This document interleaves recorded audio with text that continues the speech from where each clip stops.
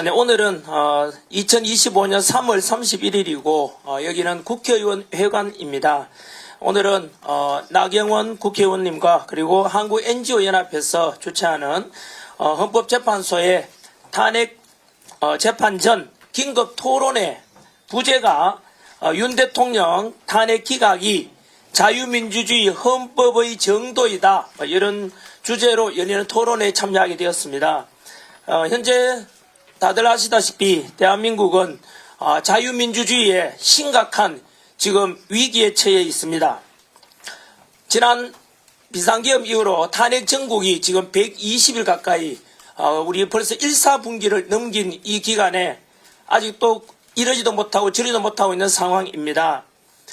미국의 트럼프 대통령께서 이미 새로운 정부가 출범했음에도 불구하고 우리나라 가장 한미동맹이 너무나 우리 이런 한미동맹이 철저하고 또 우방이라 볼 수 있는 대한민국 대통령께서는 현재 정상회담도 못하고 있고 직무 정지되어 있는 상태입니다.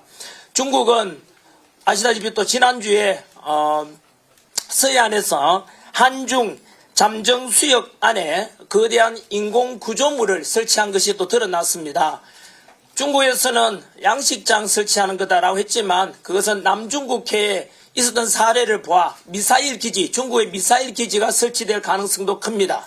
즉 한중 잠정 수역에는 우리든 중국이든 간에 인공물을 설치할 수 없게 되어 있습니다. 그걸 어기고 중국은 지금 이제 거대한 인공물을 설치하고 있다는 자체가 무엇이겠습니까?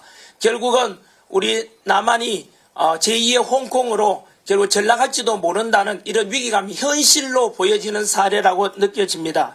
이런 국제 정세 속에서 지난주에 국제금융센터에서 발표하기를 올해 한국의 경제 성장률이 이제 1%도 아닌 0.9%로 예상되고 있다 하고, 그리고 세계 3대 신용평가사인 S&P에서 그리고 골드만삭스에서 발표한 한국의 경제 성장 예상률은 기껏해서 2%, 1.5% 정도로 지금까지 우리 부모 세대, 할아버지 할머니 세대에서 희생하고 지금까지 만들어 놓은 자유민주주의 대한민국 선진국이 지금 무너질 지금 위기에 처해 있다는 것입니다.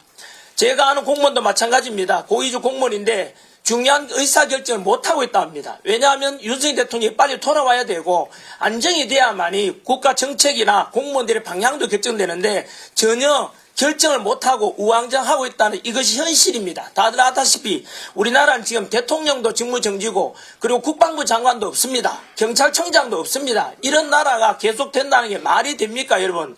이런 속에서 저는 이런 다급할수록 또 이런 말씀 적어도 있지 않습니까? 위대할수록 상식적이고 중요할수록 간단하다, 이런 말도 있습니다. 이럴수록 저는 지금 현재 이 모든 파국을 만드는 것이 현재 민주당이 이거 주도해 오다가 이렇게 됐지 않습니까?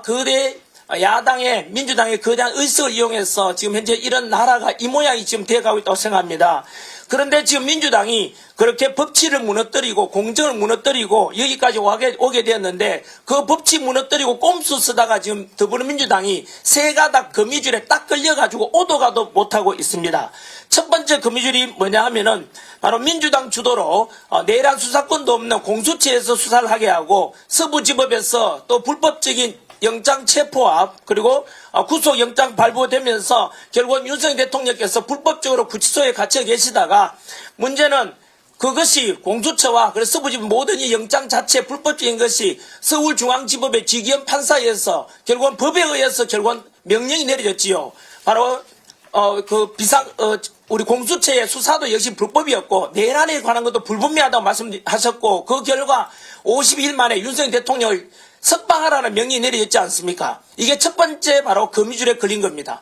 법에 따라서 민주당에서는 지금 그 서울중앙지법의 지기현 판사한테는 그 대통령 석방 명령 내려졌지만 단 한마디도 반박을 못했습니다. 왜냐하면 법치를 따라서 그 명령을 내리기 때문입니다.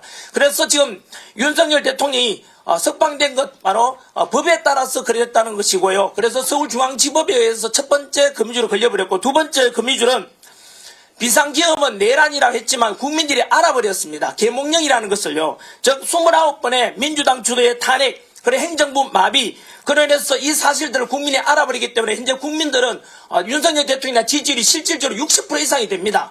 이런 윤석열 대통령 지지율 60% 이상을 감히 어떻게 하겠습니까? 결국은 국민들이 알아버렸다는 이 두 번째 거미줄에 걸린 겁니다. 세 번째 거미줄이 바로 이재명 민주당 대표의 사법 리스크를 줄이기 위해서 다들 아시다시피 헌법재판소의 재판 심리 과정을 너무 서둘렀지 않습니까?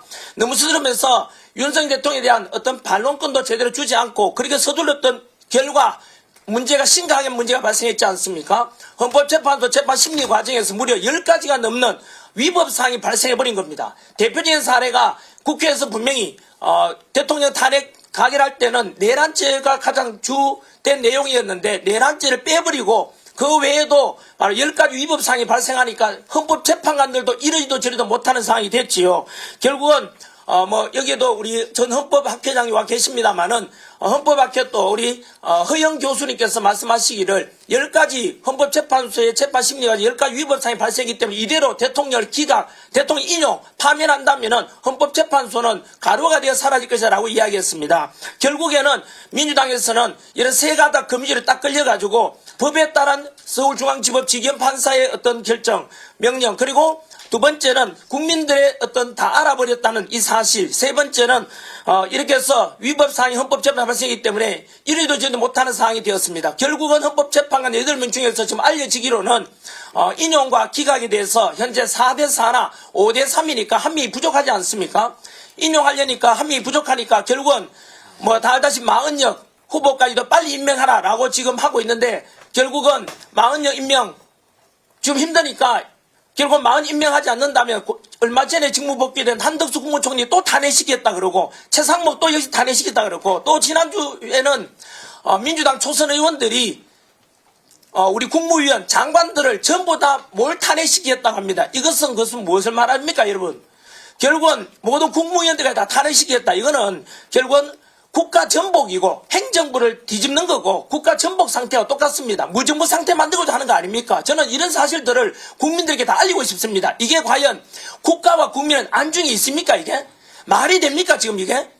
어떻게 모든 국무위원들까지도 전부 탄핵하겠다. 이런 거는 국가 전복이라고 이것이 곧 내란 아니겠습니까? 이런 속에서 저는 한 번 더 그 헌법재판관분들께 부탁 또는 국민의 명령으로서 말씀드리고 싶습니다. 한 번 더 이렇게 복잡하고 얽혀 있을수록 아까 말씀드린 대로 위대할수록 상식적이고 중요할수록 간단하다는 말 그대로 상식선에서 언론 선고해 주길 바랍니다. 다시 말씀드리면은 지난 헌법재판관 8분께서 그동안 서둘렀지 않습니까? 그래서 서둘러서 빨리 윤석열 대통령 파면시키겠다고 그렇게 서둘렀다가 결국은 2월 26일 날 윤석열 대통령의 최후 변론도 끝났습니다. 아까 옆자리에 지금 판사 출신의 우리 나경원 의원님 그리고 김기현 의원도 다 계셨습니다만은 분명히 말씀하셨지 않습니까? 이미 탄핵에 대한 마지막 변론도 2월 26일에 끝났으니까 오늘이 3월 31일이니까 한 달이 넘었습니다. 평일을 할 것도 없지 않습니까? 그런데 왜 머뭇머뭇거립니까? 왜 선고를 하지 않습니까? 이것은 직무유기라 그랬지 않습니까? 아까 우리 김기현 의원님께서 말씀하시기를 경찰이 도둑놈을 잡으러 왔는데 그 강도를 잡으러 왔는데 뻔히 보고 쳐다보면 되겠습니까? 직무유기 아닙니까? 강도를 봤으면 빨리 잡아가든지 빨리 경찰이 조치를 취하는 것이 마땅한 사명 아니겠습니까? 헌법재판관님 8분 마찬가지로 한 번 더 말씀드리지만은 문영배, 이미선, 정정미, 정계선 그리고 김영두, 정영식 그리고 김복형, 조한창 우리 이런 헌법재판관 8분께서는 왜 망설이십니까? 8일이면은 충분히 지난번 박근혜 정부 때도 그랬듯이 탄핵 시킬 때도 그랬듯이 충분히 8명이면은 인용하든 기각하든 결정할 수 있지 않습니까? 왜 머뭇머뭇거립니까? 이것은요 절대 머뭇거려서 안 될 이유가요. 아까 말씀드린 2월 26일에 벌써 마지막 변론 끝났지 않습니까? 그럼 한 달간 뭐 하십니까? 평일에 할 것도 없지 않습니까? 왜 기다립니까? 40일 왜 기다립니까? 그게 말이 됩니까? 국민들은 다 보고 있습니다. 아까 말씀드린 대로 현재 우리나라가 지금 어느 상황에 처했는지 아십니까? 저는 분명히 국민들 함께 말씀드리고 싶습니다. 우리 국민들이 바라는 바는 헌법재판관들에게 많은 걸 바라지 않습니다. 첫 번째도 빠른 선고해달라는 겁니다. 두 번째도 빠른 선고해달라는 겁니다. 세 번째도 빠른 선고해달라는 겁니다. 왜 머뭇머뭇거립니까? 진짜 이 국가가 침몰하고 있고 국민 경제가 이렇게 어려운데 이런 상황에서 왜 선고를 머뭇거리냐 이겁니다. 한 번 더 우리 헌법재판관님께 부탁드립니다. 국가와 국민을 제발 생각해 주시고 지금 그 8분의 헌법재판관의 결정이 대한민국의 운명을 가르고 있습니다. 이렇게 어렵게 만들어진 자유민주주의 선진화된 대한민국을 침몰시키던 이 상황 아닙니까? 부디 헌법과 법률과 양심에 따라서 빠른 선고를 제발 부탁드립니다. 오늘이 3월 31일 아닙니까?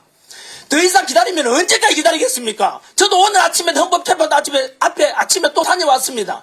그렇게 전 국민들이 바로 헌법재판 부탁하는 게 이거 아닙니까? 정말로 저도 피토하는 심정으로 부탁드리겠습니다. 더 이상 국가와 국민을 생각한다면은 지금 울분을 터뜨리고 있는 국민이 얼마나 많은지 아십니까? 제발 좀 직무유기하지 마시고 제발 국가와 국민을 생각해서 제발 빨리 선고를 해 주십시오. 부탁드리겠습니다.